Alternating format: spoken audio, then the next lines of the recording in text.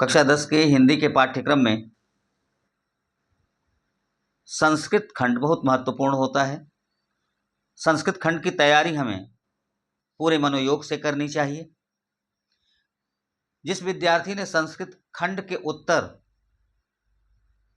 सही और सम्यक रूप से प्रस्तुत कर दिए होते हैं, उन विद्यार्थियों को निश्चित ही हिंदी साहित्य में 90+ नंबर मिलता ही है। आइए हम लोग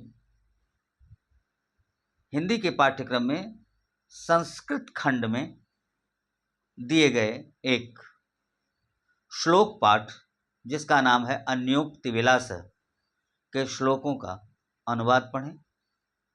श्लोकों का अनुवाद शुरू करूं इसके पहले एक बात अवश्य कह दूंगा कि श्लोकों का अनुवाद संदर्भ सहित पूछा जाता है। संदर्भ लिखना कोई रॉकेट साइंस नहीं है। बहुत सरलतम शब्दों में संदर्भ लिखना है। संदर्भ लिखें। प्रस्तुत श्लोक हमारी हिंदी की पाठ्यपुस्तक के संस्कृत खंड में संकलित अन्योक्ति विलासः नामक पाठ से उद्धृत है। उसके बाद फिर अनुवाद। एक चीज और जान लें, अनुवाद लिखने के पहले, कुछ लिखने के पहले संकेत अनिवार्य रूप से लिखना पड़ेगा। संकेत इसलिए लिखना पड़ेगा क्योंकि 2 श्लोक दिए रहते हैं, तो परीक्षक को सुविधा होती है समझने में कि परीक्षार्थी ने किस श्लोक का या किस गद्य खंड का अनुवाद प्रस्तुत किया है। तो इसलिए संकेत अवश्य लिखें, संकेत हेडिंग डालें और श्लोक का पहला शब्द लिखें और फिर डॉट डॉट डॉट करके श्लोक का अंतिम शब्द लिख दें। उसके बाद फिर संदर्भ लिखें, संदर्भ के बाद फिर अनुवाद लिखें। आइए हम लोग पहले श्लोक का अनुवाद करते हैं। नितरां नीचो अस्मीति त्वं खेदं कूप कदापि मा कृथा अत्यंत सरस हृदयो यतः परेशां गुण गृहीतासि। यहाँ नितराम माने अत्यंत, नितराम, नितराम, नितराम माने अत्यंत। नीचो अस्मि इति, नीचः अस्मि इति, नीच हूं ऐसा, नीच हूं ऐसा। खेदं कूप, खेद दुख, खेद दुख। कदापि मा कृथा, कदापि कभी भी, मा माने मत, कृथा माने करो। हे कुएं, कूप संबोधन है, हे कुएं अत्यंत नीचा हूं ऐसा तुम खेद या दुख कदापि कभी भी मत करो। हे कुएं अत्यंत नीचा हूं ऐसा खेद तुम कभी मत करो। यतः माने क्योंकि, क्योंकि, यतः क्योंकि अत्यंत सहरस हृदयो, क्योंकि तुम अत्यंत सरस हृदय वाले हो, क्योंकि तुम अत्यंत सरस हृदय वाले हो। परेशान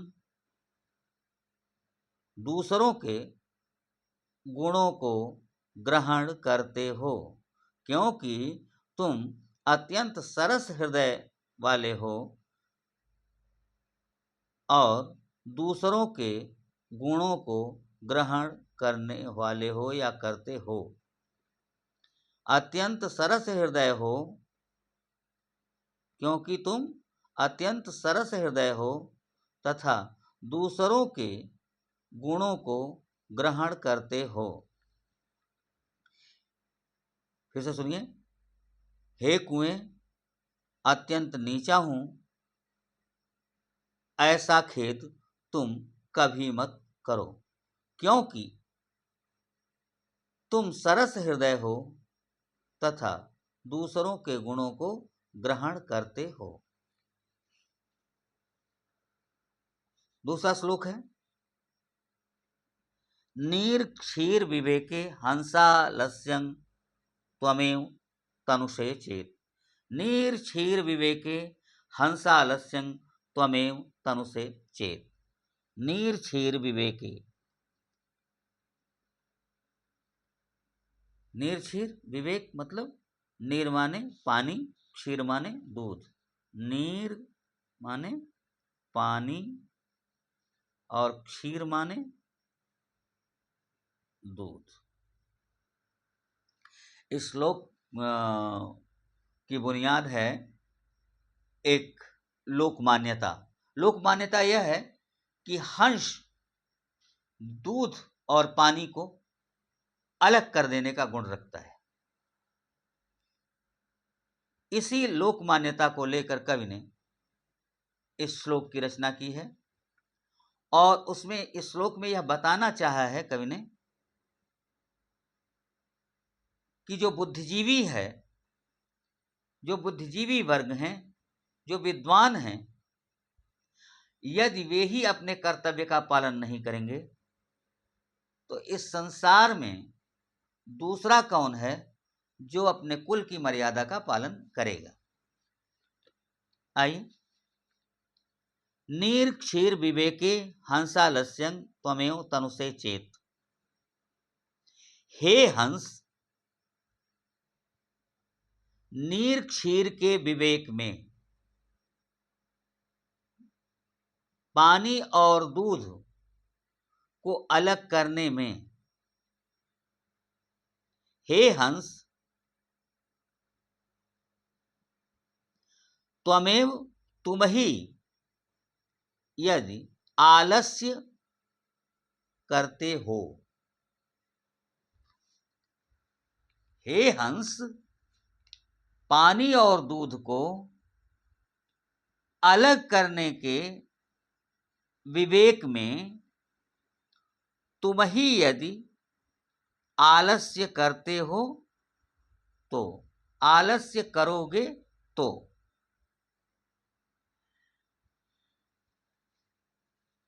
विश्वम अस्मिन् अधुना अन्यः, अस्मिन् विश्वम अधुना अन्यः, आजकल या वर्तमान समय में, वर्तमान में इस संसार में दूसरा, अन्य दूसरा, विश्वम अस्मिन् अधुना अन्यः, क्या शब्द है? विश्वम अस्मिन् अधुना अन्यः, इस संसार में आजकल दूसरा कौन? कुलव्रतम, अपने कुल की मर्यादा का, कुलव्रतम अपने कुल की मर्यादा का पालयिष्यति, पालन करेगा। कह माने कौन? दूसरा कौन इस संसार में इस समय दूसरा कौन है जो अपने कुल की मर्यादा का, कुलव्रतम कुल की मर्यादा का पालयिष्यति, पालन करेगा। हे हंस, पानी और दूध के विवेक में तुम ही आलस्य करोगे तो वर्तमान इस विश्व में दूसरा कौन अपने कुल के व्रत को, अपने कुल की मर्यादा का पालन करेगा। पालयिष्यति, पालन करेगा। तीसरा श्लोक है। तीसरा श्लोक है। तीसरे श्लोक के माध्यम से कवि यह कहना चाह रहा है कि जब भी मनुष्य के ऊपर मनुष्य का विपरीत समय आए, मनुष्य के बुरे दिन आए, तो उसे संतोष करना चाहिए और अपने दिनों को बड़े धैर्यपूर्वक बिता लेना चाहिए, क्योंकि ज्यों ही समय बदलेगा तो उसका अच्छा दिन आएगा और उसे आनंद की प्राप्ति होगी, उसका दुख दूर हो जाएगा। इसी भाव का एक दोहा रहीमदास ने भी लिखा है। रहीमन चुप है बैठिए, देख दिनन के फेर, जब नीके दिन आई हैं, बरत न लगी हैं बेर।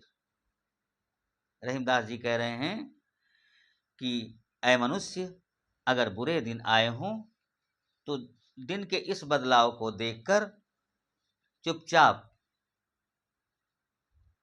समय को काट लेना चाहिए, बिता लेना चाहिए, क्योंकि जब अच्छे दिन आएंगे तो उसके काम बनने में विलंब नहीं होगा। इस श्लोक में भी हमें यही समझाया गया है कोयल के माध्यम से।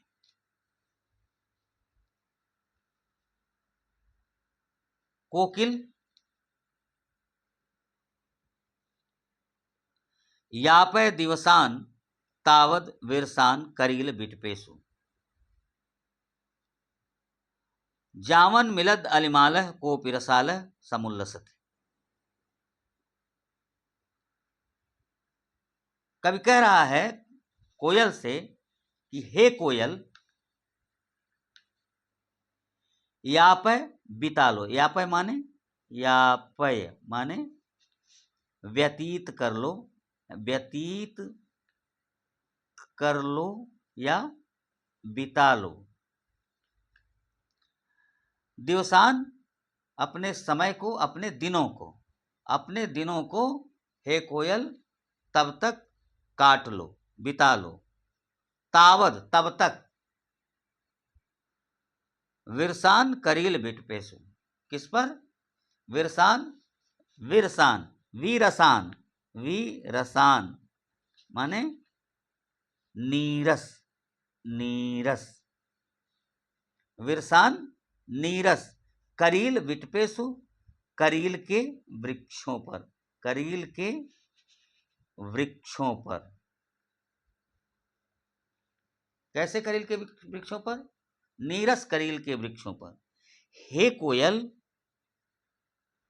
तब तक करील के, नीरस करील के वृक्षों पर अपना दिन बिता लो। कोकिल यापय दिवसान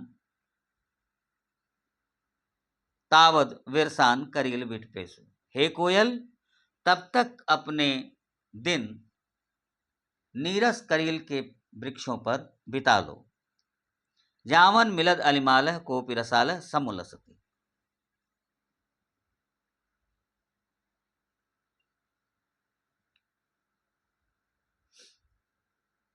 जब तक कि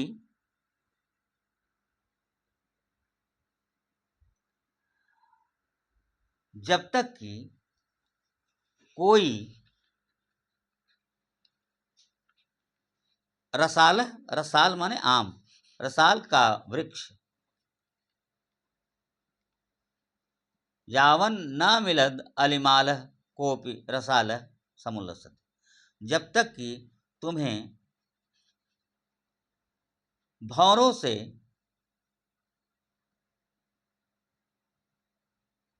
गूंजता हुआ कोई आम का वृक्ष लहलहाता हुआ ना मिल जाए। जावन यावत मिलद अलिमालह कोपि रसालह समुल्लसत।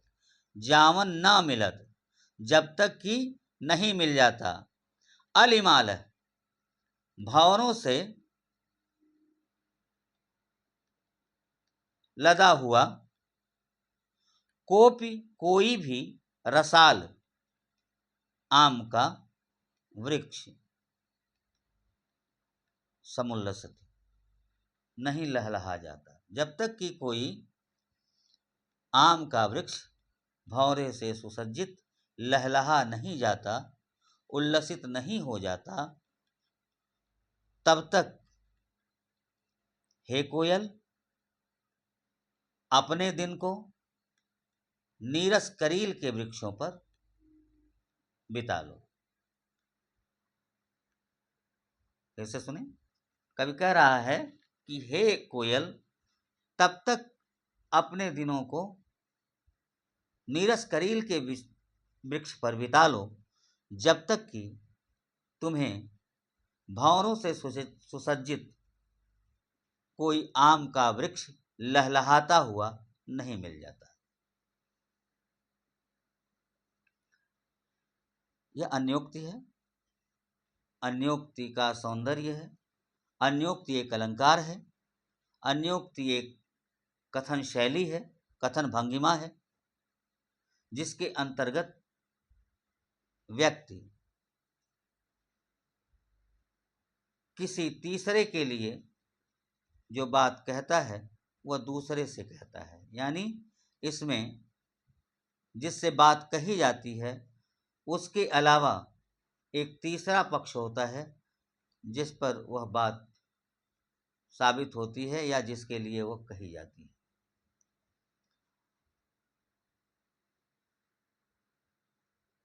आज हमने आपको संस्कृत के इस पाठ का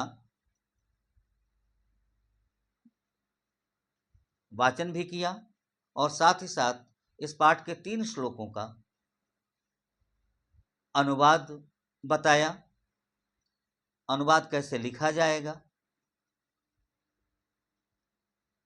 और साथ ही साथ संस्कृत के शब्दों का सरलतम अर्थ भी मैंने आपको बताया। आशा है आपकी समझ में आया होगा। शेष 3 श्लोकों का अनुवाद दूसरे भाग में मैं आपको बताऊंगा। तब तक आप मेरे चैनल को सब्सक्राइब करें, लाइक करें और साथ ही साथ कमेंट करें कि आपको क्या समझ में आया और क्या नहीं आया, या किसी और पाठ का या किसी और विषय पर आप पढ़ना चाहते हैं तो अनिवार्य रूप से कमेंट में उसका उल्लेख करें, बताएं। एक बार फिर